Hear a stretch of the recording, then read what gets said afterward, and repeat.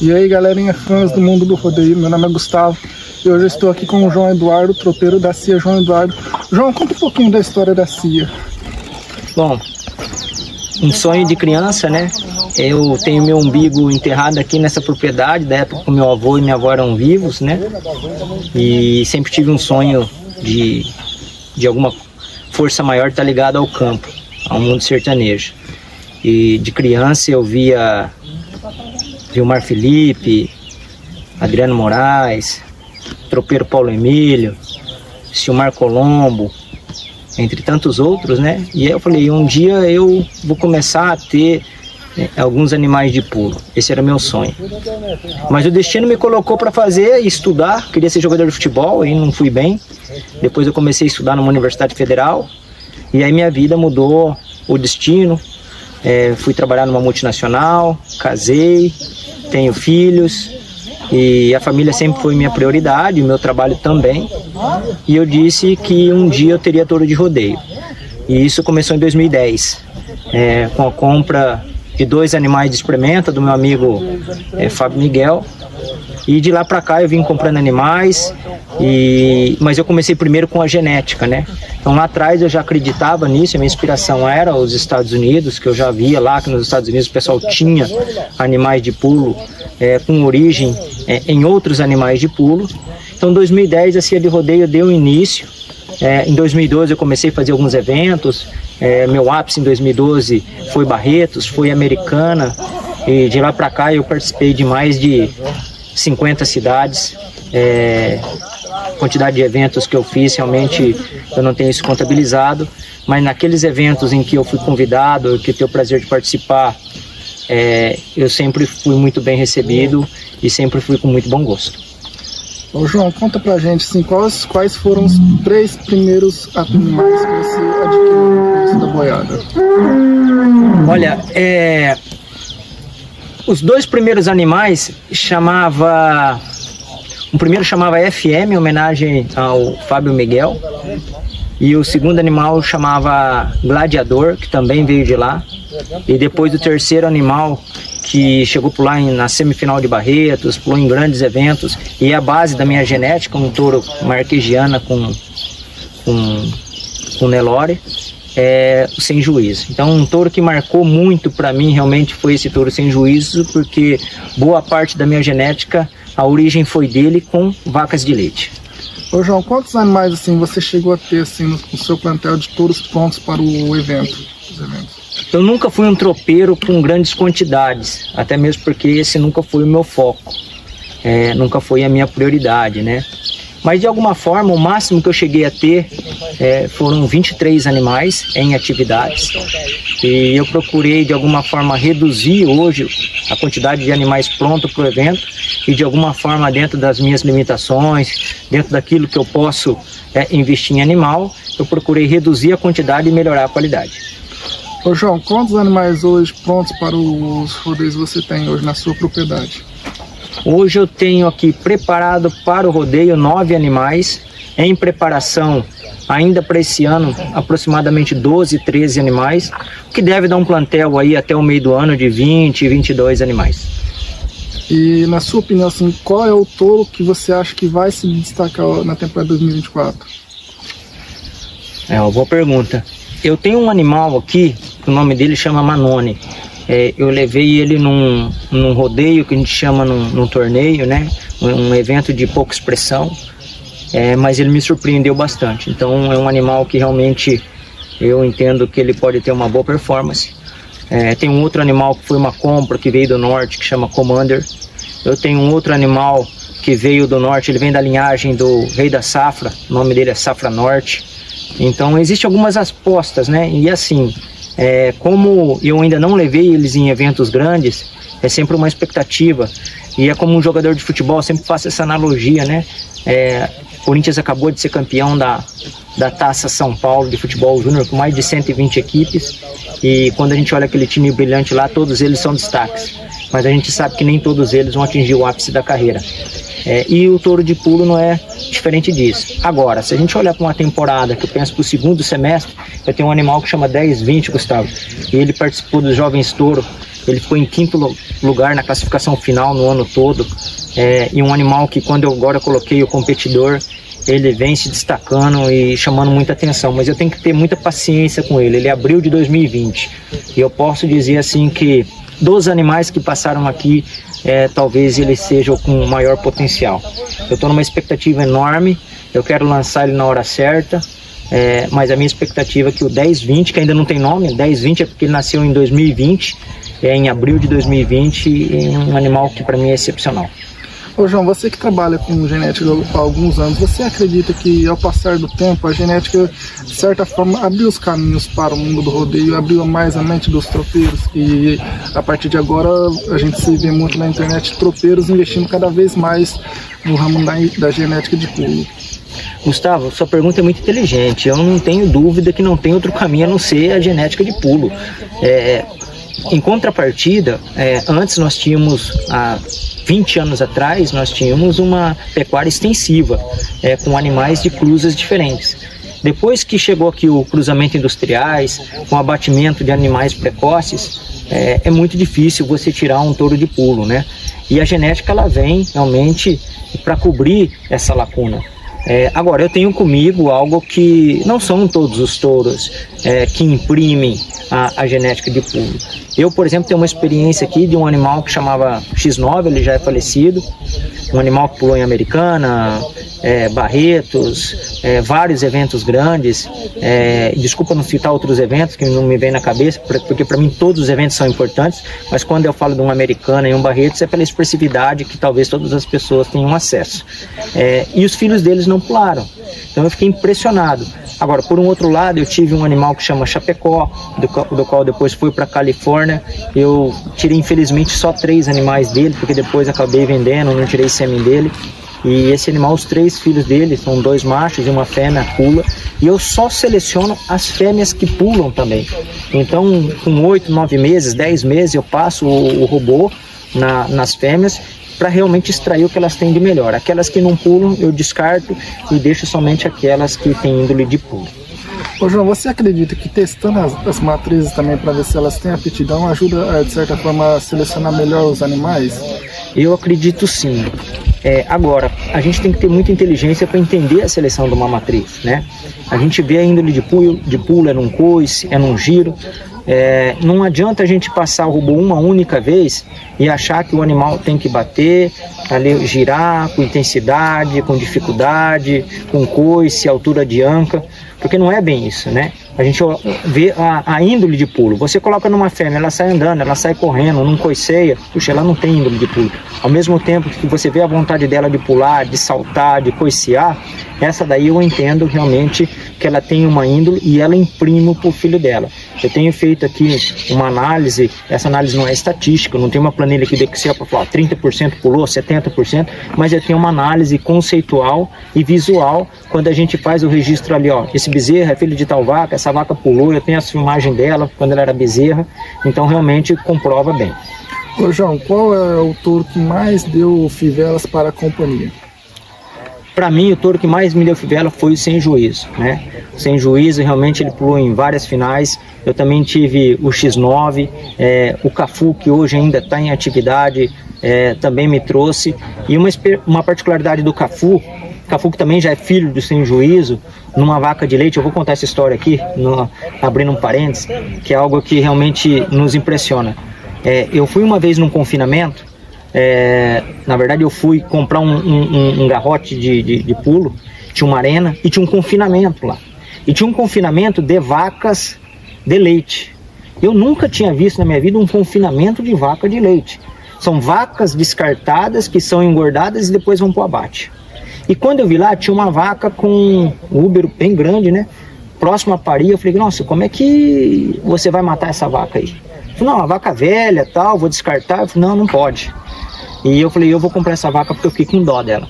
E aí ele falou, eu não sei nem se ela sobe no caminhão. Eu falei, se ela não ia subir no caminhão para ir pro frigorífico, não vai subir no caminhão para ir lá para casa. E aí ela subiu, chegou aqui, ela deu cria e nasceu um bezerro que chamava Gigante. Um bezerro muito grande, pôs o nome dele de Gigante. E ele pulou, mas ele não chegou até na era do rodeio, porque depois ele não imprimiu a índole. Mas nesse meio tempo, eu coloquei ela para cruzar com o Sem Juízo, e nasceu o Cafu, que recentemente, nos últimos anos aí, um touro que me deu muita alegria, e agora os filhos dele, esse eu comentei com você, o 10-20, hoje nós vamos treinar os animais aqui, praticamente 40% dos animais que vão pular hoje aqui, jovens, geração 2020, nascido em 2020, nascido em 2021, são filhos do Cafu. Então realmente estou muito feliz com o que o Sem Juízo me trouxe e com o que o Cafu está me trazendo. João, o que você acha que está faltando hoje para o rodeio alavancar de certa forma? Que o rodeio ainda precisa mudar algumas coisas, no meu ver. O que você acha dessa parte? O que falta para o rodeio, do meu ponto de vista, para ele chegar no espaço que ele precisa, é dinheiro. O rodeio precisa de dinheiro. Hoje, o tropeiro, ele vai por um gosto, ele vai por um ego, ele vai por um hobby.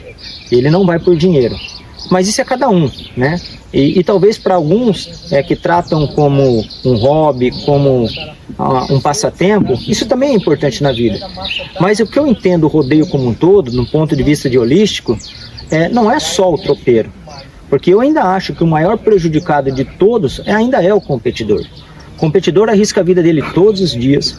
O competidor não tem uma garantia salarial. O competidor não tem uma garantia de um seguro. Ele tem um seguro no evento, mas ele não tem um seguro pós-evento. Então, se ele tiver qualquer tipo de acidente durante esse período, ele vai ficar parado, ele não vai competir e ele não vai ganhar dinheiro dele. Hoje nós vamos ter um treino aqui, eu faço seguro, né? Nenhum competidor monta aqui sem seguro, mas isso não é muita coisa. O que o competidor precisa é o que a gente, de novo, eu faço desculpa, sempre analogias com o futebol. O rodeio, se ele tivesse dinheiro, nós teríamos condições do competidor ter um salário mínimo, né, para que ele pudesse ser filiado em alguma associação, em algum campeonato, ou de alguma forma ele tivesse uma garantia. Se hoje a gente tem Bolsa Família, Bolsa Estudo, por que o competidor não pode ter a bolsa dele? Então, no meu ponto de vista, existem algumas leis, Lei Rouanet, o rodeio precisa desmistificar essa questão de que maltrata o animal para trazer grandes investidores, trazer dinheiro para que isso seja dividido com todos, e aí sim aqueles profissionais do rodeio serem bem remunerados, para não que acontece aí na maioria das vezes, um competidor machuca, faz uma rifa para ajudar, faz um leilão, isso é um contraste muito grande. Como é que leva para uma mídia? Como é que leva uma propaganda de que o rodeio é milionário, de que o competidor ganha caminhonete, de que o competidor ganha não sei quantos mil reais por ano, sendo que a maioria, quando machuca, depende de uma rifa, depende de um amigo, depende de alguma outra arrecadação para poder sobreviver, porque no dia a dia a arrecadação do competidor não dá para a maioria deles manter um bom plano médico, que seria o básico, o mínimo necessário. Então assim, me estendi um pouco, mas o que precisa para o rodeio é dinheiro. Hoje não sou nada contra os shows e a maioria do público vai pelo show, essa é uma pura realidade, tanto que quando o que enche arquibancada, o que enche camarote é o show e nem o rodeio, mas a gente precisa de um trabalho de formiguinha, né? A BTR tem feito esse trabalho junto com universidades, junto com escolas, palestras, na divulgação como você está fazendo aqui, abrindo espaço para a gente trazer novos públicos, trazer novas pessoas que gostam do esporte, que acreditam e que aí sim vai lá no rodeio e paga o ingresso, e não sim, me arruma uma pulseira, deixa eu entrar. O rodeio tem que acabar com isso. A gente precisa de que as pessoas tenham dinheiro, tenham a verba disponível e entra pela porta da frente, e que essa verba seja transmitida para todos aqueles que estão envolvidos. Ô João, você acredita que falta um pouquinho de união entre os tropeiros? Eu não acho que falta união não entre os tropeiros. Eu acho que a associação trouxe uma união bastante aceitável entre todos nós, existe um respeito muito grande, mas existem pontos de vista diferentes, como na vida é assim. Então, dentro da associação, não existe uma única palavra. Independente de quem é o presidente, de quem é o vice-presidente, quem faz parte da diretoria executiva, as opiniões são diferentes. E quando há muita diferença, entra em votação. Então, eu acho sim que os tropeiros, de alguma forma, eles são unidos, muito mais que num passado recente, porém, talvez igual ou menor, aí é o que eu escutei falar, que num passado mais distante os tropeiros eram mais unidos, mas eu acho que como associação não existe desunião não, existe uma união forte, tanto que se a gente fizer uma análise financeira, a associação ela está completando agora em fevereiro 10 anos. E eu me recordo que um dos objetivos, e o principal, é o bem-estar animal e os bons tratos. Desmistificar isso na mídia. Porém, a BTR também tem um fator financeiro importante. A BTR precisa de arrecadação. O tropeiro precisa ser bem remunerado de alguma forma para ele poder fazer a reposição mínima dos animais e garantir o espetáculo. E quando a gente compara em 2014, quando a associação foi fundada, em média, uma saída de touro estava na faixa de R$250. Isso é uma média geral em 2014. Hoje, a média da associação, ela já passa de R$1.000 a saída por animais, principalmente nos eventos maiores aí. Então há uma valorização de quase 400% aí em 10 anos. Então realmente a associação, se os tropeiros não fossem unidos nesse sentido, nós não teríamos avançado. Ponto marco foi em 2015, Barretos, onde nós tivemos um não acordo técnico-financeiro, e isso não está dizendo que é de relacionamento, não teve briga com os independentes, nada disso, pelo contrário, isso nos fortaleceu e fortaleceu eles ainda. Em 2015, a associação, a BTR, né, o Paulo Emílio havia ganho o melhor touro com o bipolar na PBR, o Marcondes Maia vinha havia ganho o rodeio do Rio Verde, e todos nós ali, me lembro, André de Mogi, Guto Paglione, eu, Madrugada, Finado Madrugada, todos juntos, e dissemos o seguinte: se nós queremos um marco, nós não vamos no rodeio de Barretos em 2015. Em 2015 nós não fomos, porque não havia ali uma consciência implantada de que os nossos animais deveriam ser transportados através dos nossos caminhões e não de um caminhão coletivo, porque um touro, ele marca território, ele acabou de pular, às vezes é como um atleta que sai de uma atividade, a adrenalina dele está alta, então ele não quer ter contato com outros animais, ele quer ter o espaço dele, ele quer ter o tempo dele, e diante disso, me recordo naquela época que Barretos não aceitava que os animais fossem transportados pelos nossos caminhões, justamente porque não tinha uma logística preparada para isso também, porque tinha uma competição com carretas de cantores, um risco de acidente com pessoas que transitavam. Nós entendemos 100% do ponto de vista de Barretos, né, os independentes. E aí nós dissemos o seguinte: então, 2015 a gente não vem, justamente por uma questão de segurança tua, uma questão de que você não havia planejado dessa forma, mas que para o ano que vem você, os independentes, se planejam para isso. E de 2016 até 2023 foi um sucesso, nós não tivemos animais lesionados, pelo contrário, nós tivemos Barretos, como a maioria dos eventos aí, de alguma forma ou outra tem um tipo de denúncia, e nós fomos lá e combatemos isso, explicamos para promotor, explicamos para juíza como é que funcionava, como é que é transportado o animal, como é que ele é separado, como é que ele é preparado lá no dia, e isso fez com que a BTR engrandecesse, e a nossa parceria com os independentes de Barretos nunca foi tão forte como agora. João, agora uma pergunta bem difícil: se pudesse ter algum touro, de qual tropeiro você escolheria? E qual seria o animal? Olha, eu sou fã de um touro do Tércio Miranda, o Revanche, e tem um outro touro agora que me parece uma promessa muito grande, que é também do Tércio Miranda, eu não lembro o nome dele agora, um touro que pulou poucas vezes aí, do chifrinho assim, com uma estrelinha. Ele recentemente ganhou um evento lá do Rancho Primavera, não lembro dele, mas ambos os dois touros são do Tércio Miranda. Mas se eu tivesse assim, o touro hoje que é um touro de destaque para mim, um touro constante, um touro que é bom para competidor, um touro que é bom para o público, um touro que é bom para o cedenheiro, que é de confiança, um bom touro para o tropeiro, seria a Revanche do Tércio Miranda. E o Revanche com certeza é um touro que esbanja beleza, né? É um touro bonito, é um touro que sadio, que se você olhar assim, é um touro de quase 1.200 quilos, você fala assim, se olhar assim pra ele, não passa, não dá nada pra ele, porque é um touro sadio, um touro que não parece ser de rodeio, mas é um touro de rodeio, é um touro que surpreende a hora que o competidor sobe nele e pede a porteira, né? Agora, eu também tenho que, diante de um cenário como esse aqui, eu tenho que tem um pecado, existem vários touros bons no Brasil, pelo amor de Deus, mas um touro que nos últimos 5 anos aí ele teve na ponta é o Reza Lenda, né? Então nós não podemos desprezar o Reza Lenda. Existem vários outros touros aí, Praiana do Guto, entre tantos outros aí, os Carinha Branca do Marcondes Maia, que são 2 shows, né? E tantos outros touros bons que tem aí, mas o Reza Lenda, por onde ele passou, ele foi destaque. Com certeza, o Reza a Lenda é um touro que eu, como um apaixonado por rodeio, acompanho bastante, né? E cada saída dele é uma saída diferente, ele não repete pulo. Às vezes ele sai para a direita, às vezes para a esquerda, às vezes ele dá um pulo e já chama o cowboy na cabeça. Então, assim, é um touro completo, mas ao mesmo tempo touro diferente, né? Porque ninguém sabe o que ele vai fazer fora da casinha, né? E assim, e você tá coberto de razão. É que quando eu olho com uma visão um pouco mais ampla. Até brinquei com o Adriano Brosco outro dia. Falei, eu preciso do sêmen desse touro aí, porque o Revanche, você matou bem na charada, Gustavo.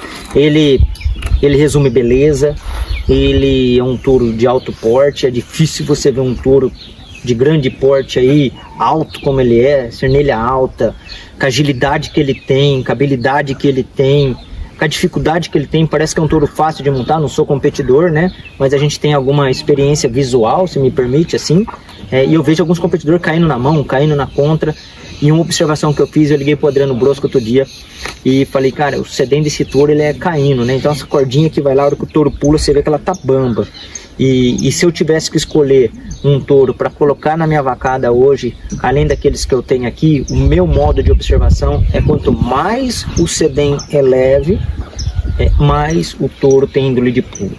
Então conciliar essa beleza, conciliar essa atividade de alta performance dele com aquilo que eu penso para o futuro em termos de genética, eu entendo que o melhor touro hoje. Por isso que a primeira pergunta que você fez é o Revanche, colocando esse extra dele. Com certeza, né? E o Revanche não tem nem o que dizer, né? E queria dizer assim, mais uma vez, muito obrigado por estar abrindo as portas da propriedade para a gente estar filmando, gravando alguns conteúdos e mostrando a realidade de um tropeiro, de um touro de rodeio, né? Porque muitas pessoas não conhecem isso. E eu, como dono de uma parte, acredito que é legal você mostrar isso, você mostrar outra realidade, porque muitas pessoas conhecem o touro dentro da arena, os bretes, mas não conhecem o touro aqui na casa dele. É isso que é o mais importante, não só para mim, que estou aqui aprendendo, mas para você que está aí dentro de casa, que vai estar aprendendo também com a gente. E esse é mais um vídeo, galera, espero que vocês gostem. Deixe o like, se inscreva no canal e ative os sininhos de notificações.